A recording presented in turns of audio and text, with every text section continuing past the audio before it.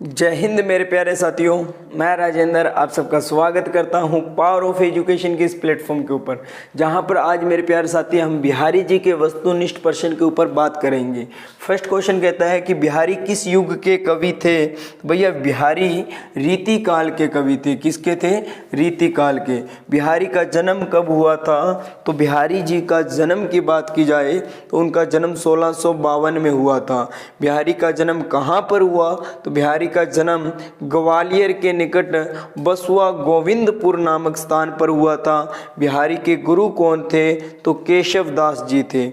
बिहारी किस जाति से संबंध रखते थे? तो ब्राह्मण जाति से संबंध रखते थे मेरे प्यारे साथी।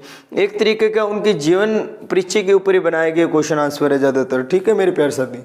सर्वप्रथम बिहारी किस राजा के दरबार में गए थे? तो सर्वप्रथम बिहारी शाहजहां के दरबार आगरा में गए थे। बिहारी ने सर्वप्रथम किस अवसर पर राजाओं एवं कवियों को अपनी काव्य कला से प्रभावित किया? तो बिहारी ने सर्वप्रथम शाहजहां के पुत्र के जन्म उत्सव पर अपनी काव्य कला से क्या किया था? राजाओं और उनको प्रसन्न किया था। बिहारी की प्रमुख रचना का क्या नाम था? तो बिहारी की प्रमुख रचना बिहारी सतसई है। बिहारी सतसई में कुल कितने दोहे संकलित हैं? तो भैया 713 दोहे संकलित हैं। बिहारी के आश्रय दाताओं में ऐसा कौन सा राजा था जिसे उन्होंने दोहा लिखकर कर्तव्य के प्रति जागरूक किया था? तो आमेर के राजा जयसिंह को, आमेर का राजा था कौन? जयसिंह, यानी राजा जयसिंह को बिहारी ने दोहा लिखकर उनके कर्तव्य के प्रति उन्होंने उनको जागरूक किया। भैया ये है मेरा व्हाट्सअप नंबर। अगर आप इसकी पीडीएफ चाहते हो, नोट्स चाहते हो तो मेरे को यहाँ व्हाट्सअप पर कांटेक्ट कर सकते हो, आपको पीडीएफ प्रोवाइड करवा दी जाएगी। ठीक है मेरे प्यारे साथी। कहता है सतसई में कौन सा छंद है? तो भैया सतसई में दोहा छंद है। बिहारी सतसई में नीति समधि कुल कितने दोहे हैं? तो भैया कुल 45 दोहे हैं। बिहारी की सतसई में सिंगार रस समधि कुल कितने दोहे हैं? तो भैया 600 दोहे संकलित है सिंगार रस समधि। बिहारी किस राजा के दरबारी कवि थे? तो भैया राजा जयसिंह के दरबारी कवि थे, उसी पर दोहा लिखा था।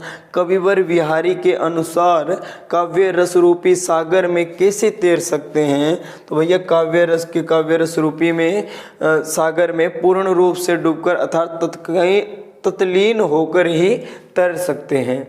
ठीक है। जो जो बूढ़े श्याम रंग त्यों त्यों उजी होई, इस पंक्ति में कौन सा प्रमुख अलंकार प्रयुक्त हुआ है भैया?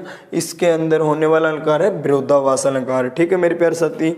या अनुरागी चित्त की गति समझे नहीं कोई, इस पंक्ति में किस प्रकार की वित्त गति नहीं समझ सकता?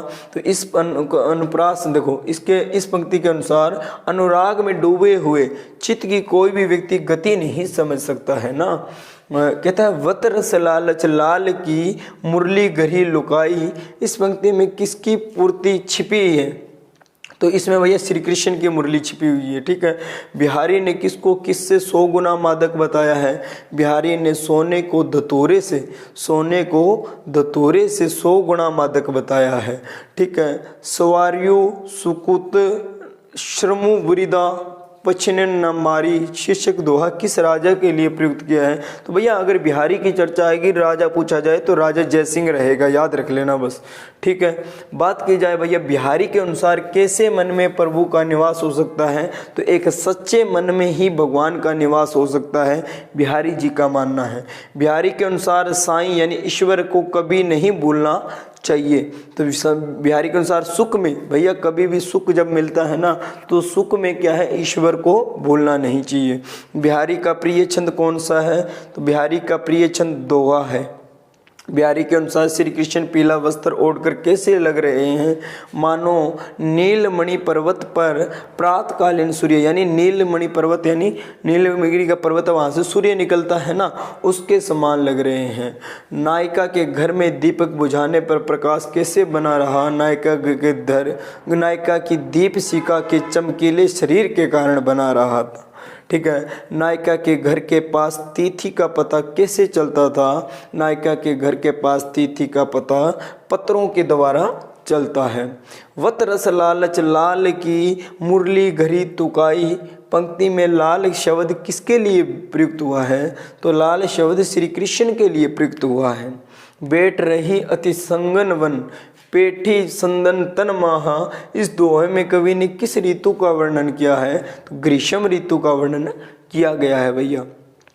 इस आवती चली जाती उत चली, छसा तक हाथ चढ़ी हिडोरे से रही, लगी उसाननु साथ, इस दोहे में कौन सा प्रमुख अलंकार है? तो भैया अतिशोक्ति अलंकार लगा हुआ है। कवि के अनुसार चैत्र मास की चांदनी किसे अचेल कर देती है? तो कवि के अनुसार चैत्र मास की चांदनी विरहिणी नायिका को अचेत कर देती है। समय बदलने पर कैसे लोगों के रंग ढंग बदल जाते हैं? समय बदलने पर स्वार्थी लोगों के क्या है? रंग ढंग बदल जाते हैं। तो भैया ये था बिहारी जी की आपकी कविता, जो बहुत ही प्यारी थी अपने आप में। उम्मीद करूँगा इसके जितने भी क्वेश्चन थे आपको अच्छे से समझ में आए होंगे, और इनके पैसेज के ऊपर भी हम बात करेंगे अच्छे से। तब तक हंसते रहो, मुस्कुराते रहो। जय हिंद, जय भारत मेरे प्यारे साथी।